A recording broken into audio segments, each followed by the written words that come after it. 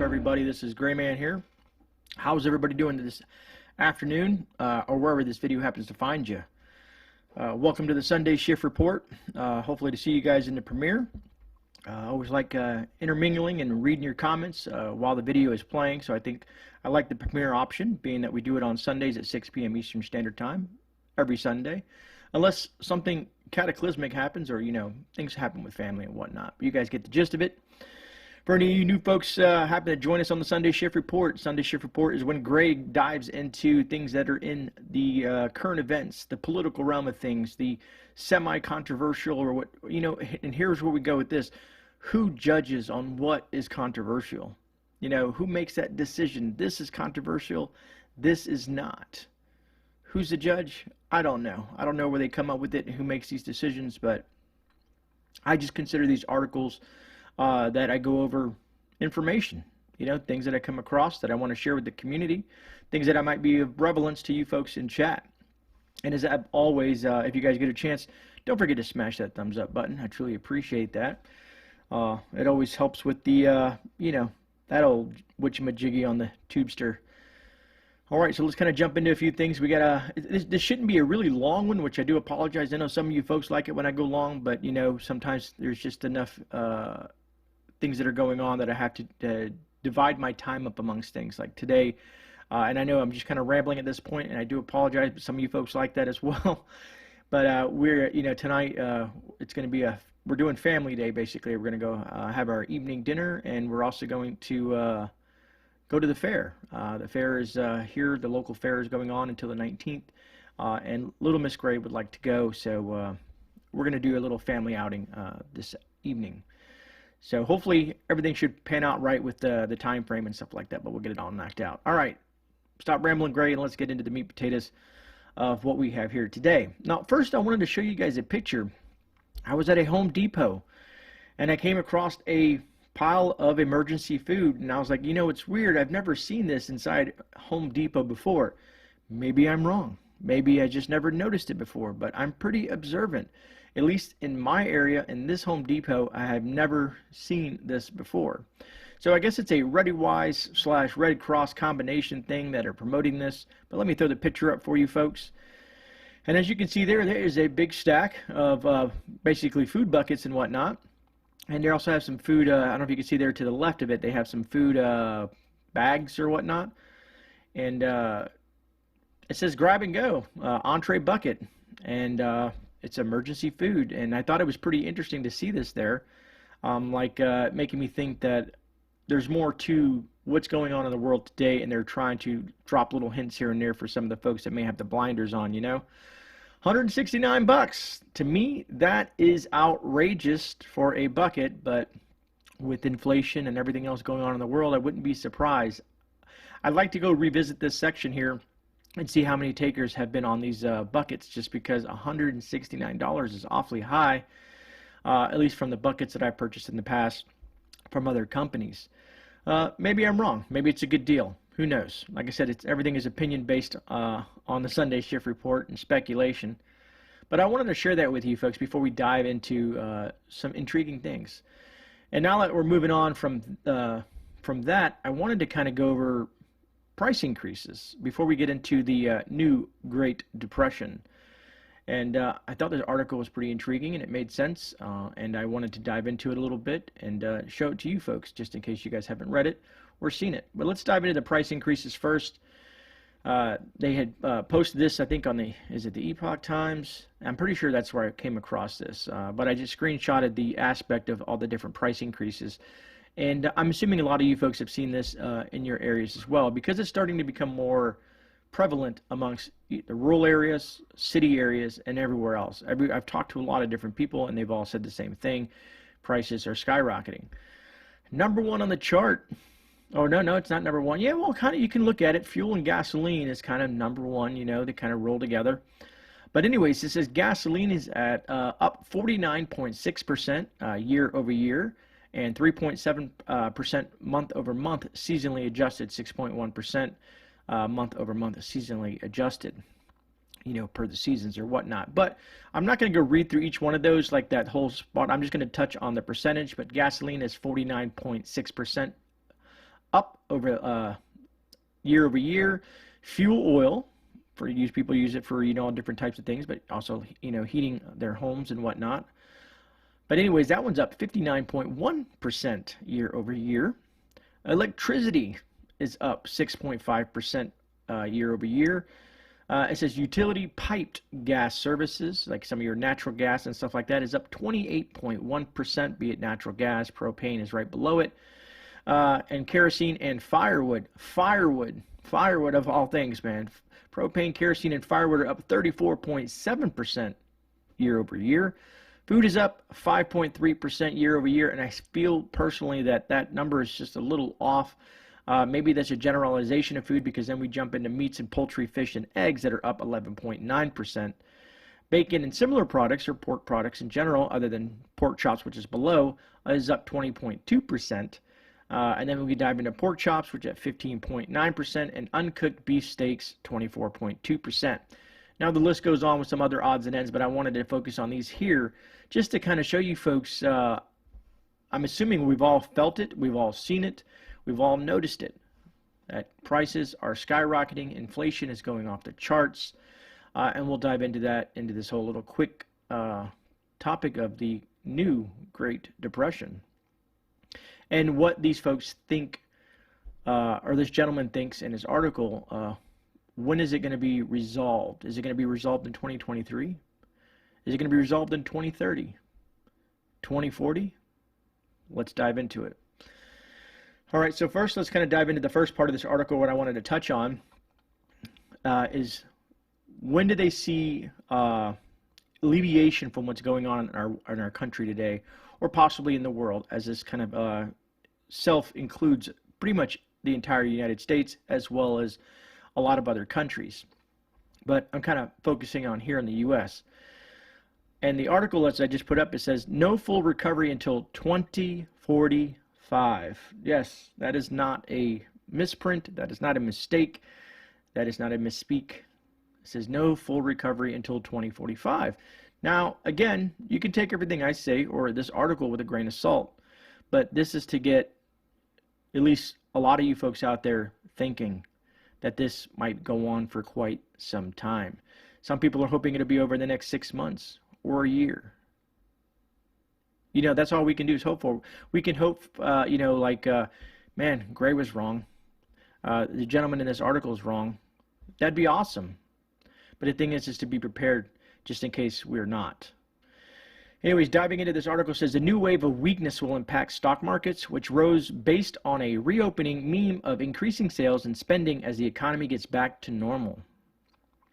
But there is no normal. We are living in a new post-pandemic world, and signs of sustainable growth are hard to find. These effects of the pandemic on the economy will be intergenerational. So beyond, let's say, you guys get the definition of intergenerational, multiple generations. It says the behavior changes induced by the Great Depression did not fade until 30 years after the Depression was over. Such is the staying power of social trauma, whenever it be war, depression, or pandemic. Accordingly, we will not likely recover from this pandemic fully until 2045 or later. In terms of savings, consumption, disinflation, low interest rates, and low growth. In the shorter term, the corn pop administration will slow the U.S. and global growth with a combination of higher taxes, more regulation, and wasteful spending on programs such as the Green New Deal. To follow up with that, and this is going to continuation of the article, and this article is actually written by Jim Rickards for the Daily Reckoning, in case you wanted to look that up or whatnot. It says the new depression continued. As I've argued before, this is a characteristic of a Great Depression, of a new Great Depression. A depression is not technically defined, but is understood as a prolonged period of growth that is either below the long-term trend or below potential growth. That's the reality we are facing. Meanwhile, inflation has hit a 30-year high. For the month of September, inflation rose at an annual rate of 4.4%, the highest since 1991. And October's producer price index came out today. Wholesale prices increased by 8.6% since last October. So, businesses that buy from wholesales, their prices have increased. So, of course, they're going to pass that increase onto the consumer. Where was I? The highest annual pace in nearly 11 years, and that's the wholesale price increase. Tomorrow, the Labor Department will release October's Consumer Price Index, which is expected to continue recent trends. Economists debate whether this recent rise in inflation is temporary or here to stay. But in short-term run, it doesn't matter. Inflation is here to stay, and your purchasing power is going down. It is hopeless to expect the government. To cut down on deficit spending or money printing anytime soon. It's all they know how to do. Unfortunately, things will probably get worse. Jim Rickards for the Daily Reckoning. So this is my perspective and his perspective, and a lot of other folks, economists and other people that are kind of tearing apart what's transpiring in the world today and in the U.S. economy. But they're foreseeing the new Great Depression, which is when you really think about it, if you studied, which I have in depth studied the Great Depression, what folks did, how it became to, how they got into that situation, and so on and so forth. And it's very akin to what we're seeing in today's economy, in today's society, and today's governmental powers. I think it's a little bit, I call it on steroids in the aspect of, to me it seems a little bit more potent, which gives it a little bit more, it's a more scary. I'm trying to think of a proper way to say it, but scary seems to be the proper term for it, if things move forward the way that they are. So hopefully a lot of you folks out there are following channels like myself and others, and heeding to some of the content that we are developing for you through our channels in regards to getting prepared, be it food, water, gear, medical supplies, and so on and so forth. Getting your financial lives in order as well, be it, if you have savings, if you have your 401ks and things like that, if you have money in the stock market or whatever that you happen to be investing in, as the big brother keeps on printing more money, as I think they're looking to put another $4 trillion in this inflated market, in this hot economy, as they like to call it, which was spurred, funny enough, by stimulus, and which I understand some folks really needed that, but the spending has gone out of control, and there is no, it doesn't seem like they're going to be stopping that anytime soon. Well, let me see here. I want to move this over so I don't get them confused. But yes, folks, very intriguing article. To me, it was well written, and I enjoyed it, and it made a lot of sense. Hopefully it does to you as well. Now let's kind of dive into, let's kind of dive over to the, it's the holiday season, right? A lot of folks will end up being, some folks will be traveling via airplane. Most folks travel that way, being that gas prices are extremely high and airline tickets are extremely cheap. Ironic. Seems weird to me, but I guess that's the way things have played out. But here's the issue. The shortage in the folks, what I mean by shortages is in the pool of people that have the technical know-how and who've been doing this for quite some time, be it in their air traffic controller section, pilots, and so on and so forth, these skilled laborers that do what they do to make flying safe. Let me throw up the article so you guys can see where Grey's going with this. Excuse me. It says perfect storm of mandates, worker shortages poised to derail holiday travel, as per Republicans. This was updated November 11th by Zachary Strieber. It says the Charlie Victor mandates a death of workers, and expected rise in demand is poised to create a perfect storm that could derail air traffic in the coming months. Top two Republican lawmakers warned aviation authorities last week.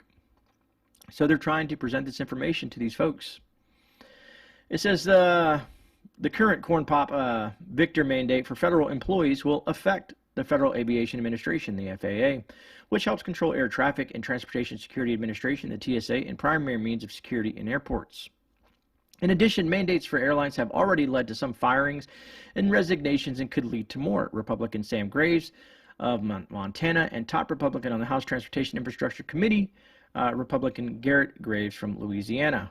The top Republicans on the Aviation Subcommittee told FAA Administrator Stephen Dickens in a November 8th letter that recent man, you can't speak, you shouldn't get your coffee. Recent large-scale airline operational disruptions have demonstrated our aviation system is operating with very little slack, meaning that even minor issues with worker shortages and equipment and crew availability can spiral quickly out of control. We are very concerned that even a small number of terminations at the FAA and the airlines due to the Victor mandate will stretch our fragile aviation system to the breaking point during traditionally busy travel season. They wrote urging Dickinson to direct his agency to brief them on contingency plans that are aimed at preventing the mandate from disrupting air traffic control services. In a separate missive to TSA Administrator David Pekoski, the lawmaker said that the mandates combined with pre-existing worker shortages and anticipated return for holiday air travel demands are compounding and creating the perfect storm.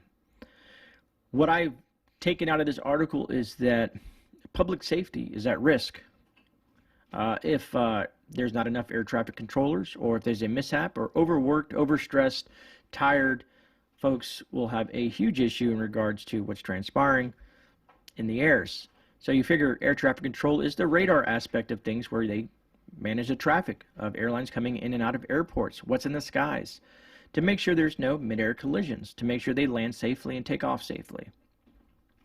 Something to keep out if you are traveling for the holidays via air travel, something to pay attention to and be vigilant in. All right, moving on to another subject. I wanted to touch on this.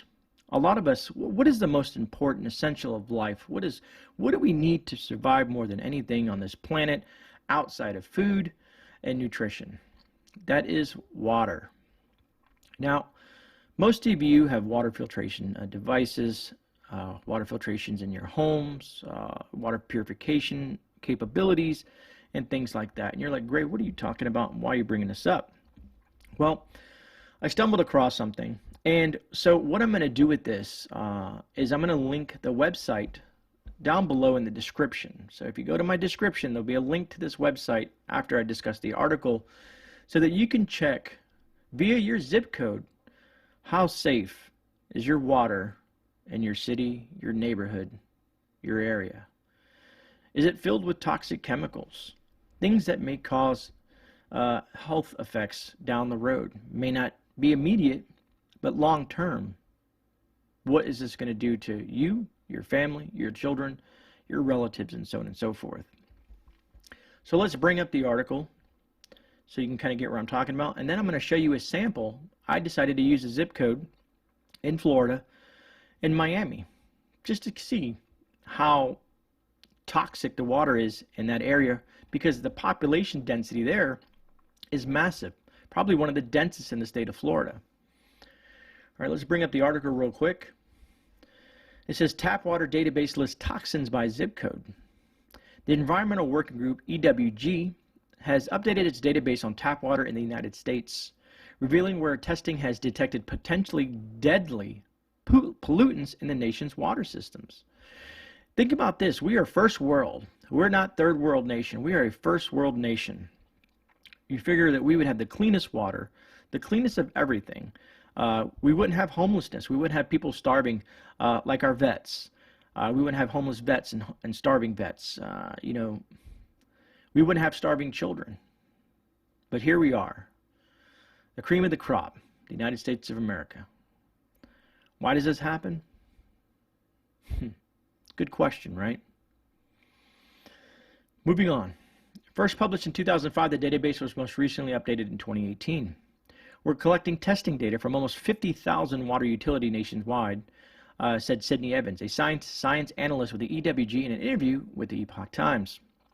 In just one state, Illinois, EWG's database shows that many water utilities exceeding the legal legal limits of arsenic, radium, and total, and this, I'm going to mess this one up, trihalomethanes, TTHMS.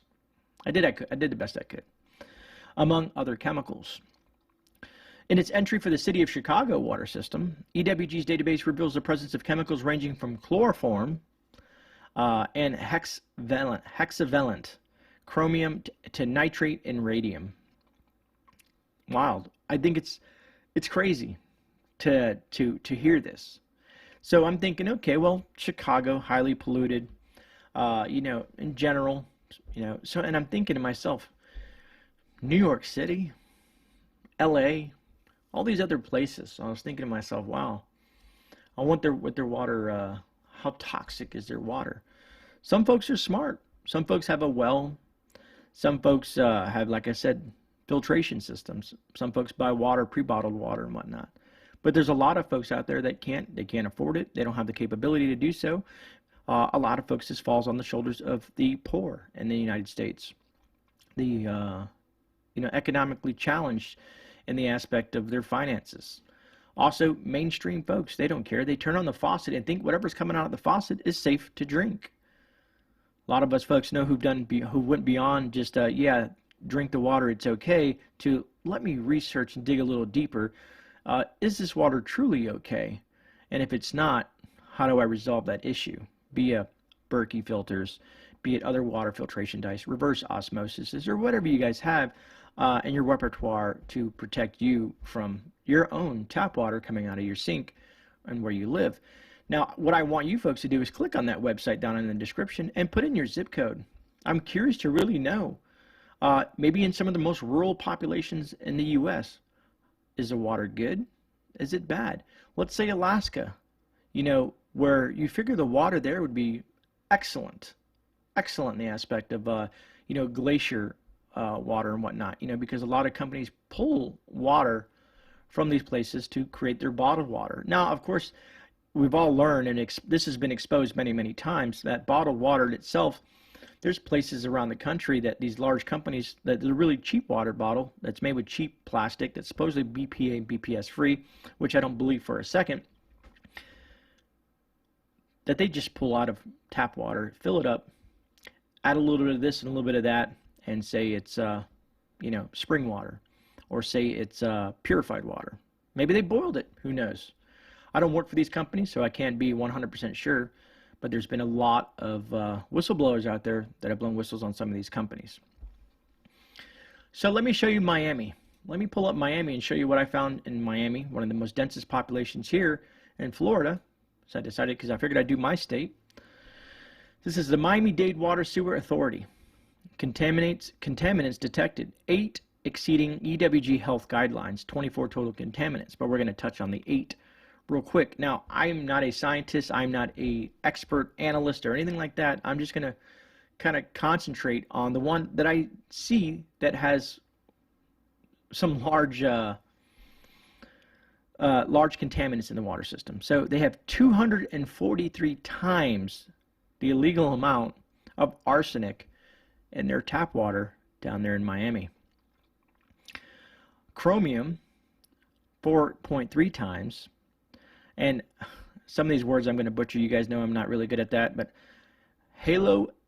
acetic acids, 280 times the legal limit.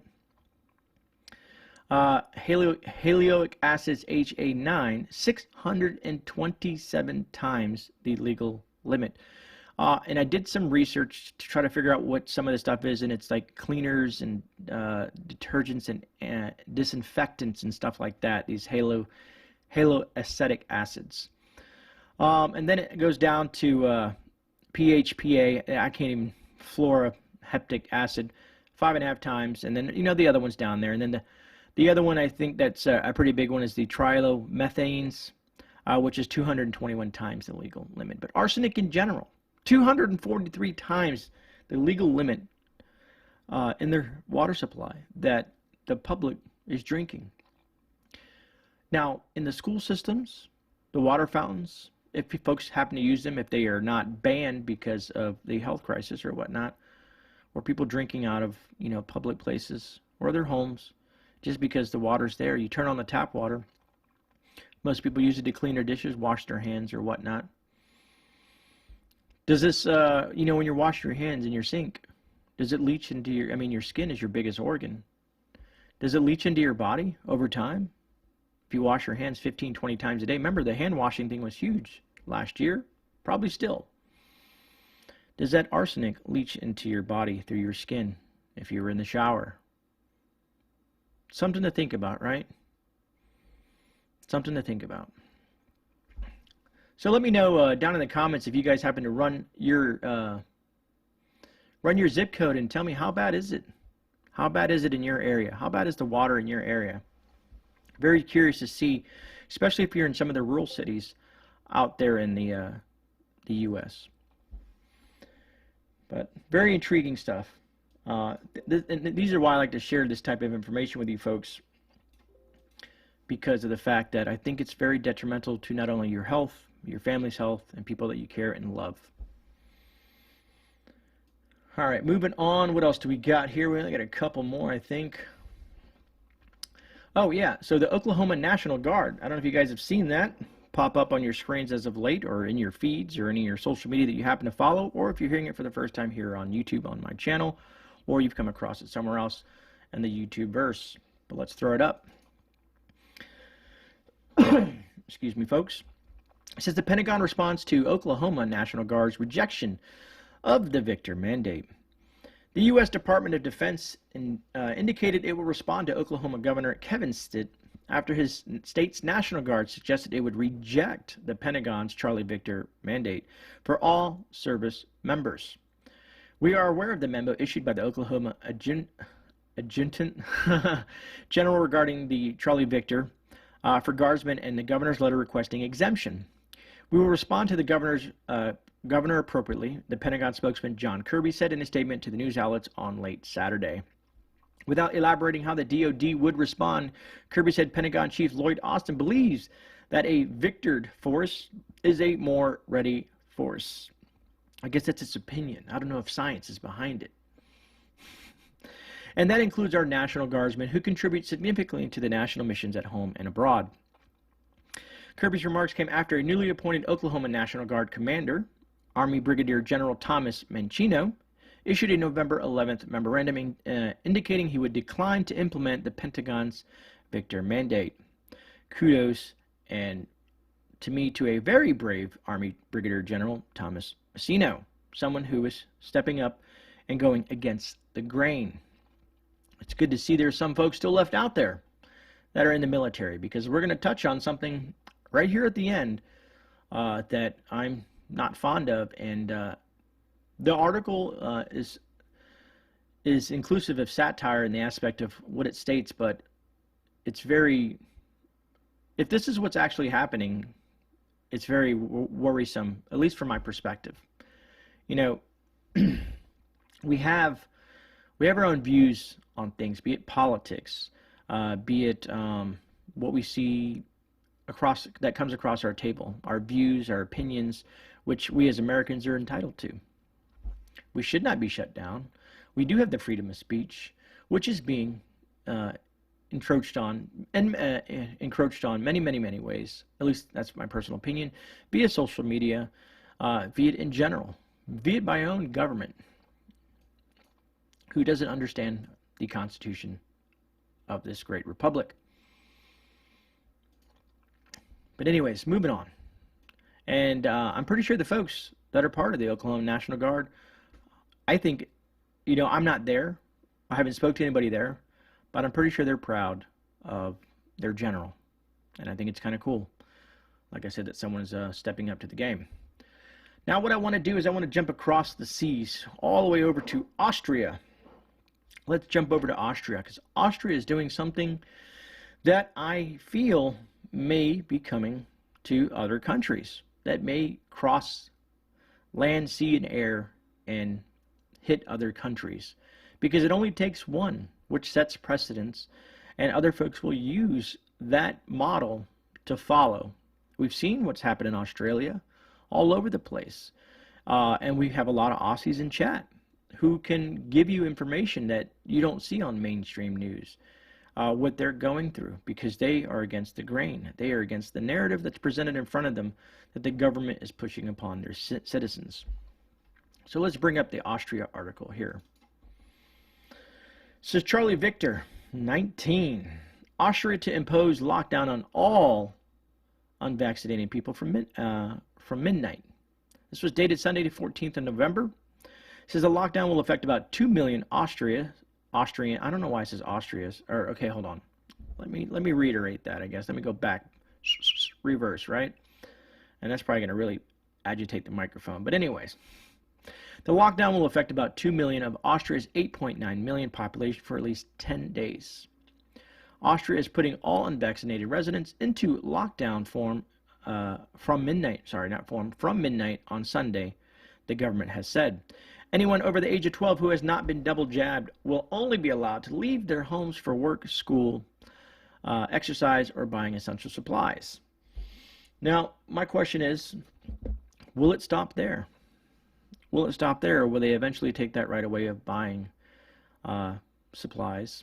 Will it take away from them from, going to school and work and whatnot? Just hypothetical, not fact, just something to ponder, right? It says the lockdown will affect about 2 million of Austria's 8.9 million population and last for 10 days before being reviewed. So that's a reiteration of what they stated above, but it says before being reviewed. So in 10 days, if they reviewed it and they want to extend it, how long will it extend for? We've seen 14 days to slow the spread, right? Here we are almost 2 years later. Just saying. Just an observation. Anyways, it says on Friday the government announced plans to lock down the unvaccinated in 2 regions, Upper Austria and Salzburg, but this has now been extended to the rest of the entire country.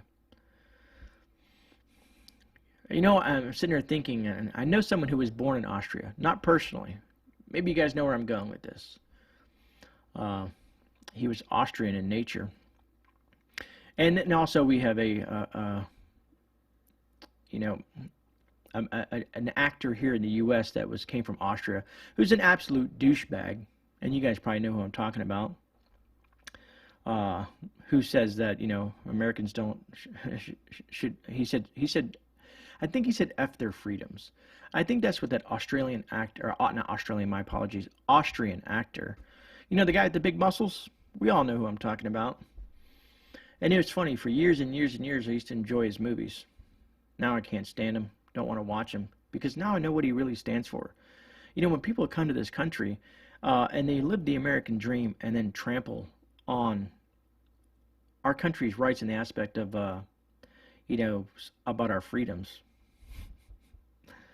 you wouldn't be where you're at. You wouldn't have nothing without the American people and the freedoms that were given to you in this country. Again, my personal opinion. All right, moving on to the Navy. And this happened, let me pull up the article. This happened, when was it? I know it happened in November, I think, if I recall correctly. But here's the article. And like I said, take it with a grain of salt. It's up to you, however you want to look at this. I know someone will be upset, but it is what it is. Can't make everybody happy, right? It says the U.S. Navy to man USS Harvey Milk with underage boys. London County schools to step up.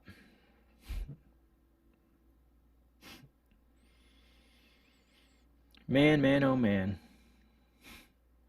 What's next, folks? What's next? Anyways, let's dive into the article. It says the U.S. Navy has named a ship after gay rights activist and politician Harvey Milk. At the commissioning ceremony, naval officers announced the ship will be manned entirely by a crew of underage boys. In horror of the LGBTQ plus icon, historians confirmed that Milk was indeed a sexual predator who preyed on young boys, but also confirmed that anyone who brings up those details is a homophobe. Well, folks, so I guess anybody who has a problem with this is labeled as a homophobe. I don't know how many of you folks out there may know someone who is gay or family member that's gay, and, you know, that's their choice to do whatever the heck they want to do. That's their prerogative, their life. But I think if you feel that something wrong with this, either biblically or personally or whatnot, it's your choice to do so as well, and not to be labeled as anything. Anyways, after commissioning the ship, the ship was sent out on its very first assignment to spread the message of love and tolerance around the world, except not to the Middle East or China. At the time of publishing, London, if I say that, say London or Ludon, anyways, however you want to say that, County Schools has already volunteered half of the young men without the parents' permission or consent. That's the way it's stated in the article. Don't want to deter from someone say, well, it says consent, not permission. Regardless, same term. Means the same thing pretty much. At least that's my personal view on it. But yeah, without the parents' consent. Now, maybe this article's false. I'm not one of the fact checkers. But I decided to Google that the U.S. Navy Harvey Milk and the whole Loudoun County schools and all that stuff like that, and I found it in about 14 different articles. So are they all fake? Are they all not real? We're made to believe that. We're made to believe that they hold no fact. But then if you dig deeper into it, you'll find that there's truth in everything. Even the crazy, far-reaching, conspiratorial ideas that some folks have out there, there's always a shred of truth to some of it. You can find some sort of either scientific aspect to it, or, something that actually, if we look at conspiracy theories in general, it's crazy how some of those theories, 20, 30 years ago have come to fruition in society today. Last but not least, I'm not down below. I will put the link to this video that I think you guys should check out. It's a YouTube channel, but I thought it was ironic. We haven't talked about this. We talked about it a while back, and there's some people that said, well, the U.S. government didn't leave all that stuff there for the Taliban. That belonged to the Afghan army. And the Taliban now have, taken over, so now they took over. So it wasn't that the U.S. left it there. Whatever makes you sleep better at night, man, if that's how you feel how this whole thing transpired, whatever. I don't feel that way. I think it should have been obliterated. I think it should have been made to not function. But anyways, let's bring up the article real quick. It says, Taliban hold military parade with U.S.-made weapons in a show of strength. This was dated Sunday, November 14th, November 2021 at 6:08 p.m. Last update, November, yeah, there we go. So, and then funny enough, this is, if you look at the time, date and stuff like that, they're ahead of us and stuff like that. So basically, this was Saturday afternoon. But anyways, I don't want to play the video because the video is not mine. It's not my intellectual property. Someone else, wherever they got the information from. I couldn't find a standalone video that I could use to show you the folks. So I decided, well, if you guys want to see the parade and kind of the little headlines that they use, I found the YouTube link to the video. That was quite intriguing to watch and see what they were doing. And it talked about a few other things. It wasn't a very long video. But you're more than welcome to check it out. And let me know what you guys think down in the comments. But things have not changed. Things have gotten worse over there in Afghanistan, and it probably will not alleviate anytime soon. I'm pretty sure eventually we'll see the actual fallout of the consequences of us leaving that type of equipment there as a communist, I won't say communist, but as a terrorist organization runs that company, at least from my perspective. And a lot of the other folks that have served over in Afghanistan that I spoke to, even a couple special operations guys that are in the group that I'm friends with, said that they feel the same way too, that they are terrorists and they are shocked the way things played out over there in Afghanistan. They understand the pullout, but they didn't understand the whole process and the process the way it was done and so on and so forth. But enough about that. All in all, that wraps up the Sunday Shift Report. So, folks, I want to say thank you all for being here in the Sunday Shift Report. If you can, smash that thumbs up button before you leave. Truly appreciate that. And I hope that, this holiday season, everybody stays safe, warm. As I always like to say, man, give your family an extra hug. Your wife, daughter, grandparents, whoever, because you never know what's going to happen in the world that we live in today. Stay prepared, stay alive, be prepared for anything. This is GreyMan. I'm out. I'll see you guys in a rebound. God bless. And I'll see you guys hopefully tomorrow. Take care and enjoy the rest of your day. Thank you.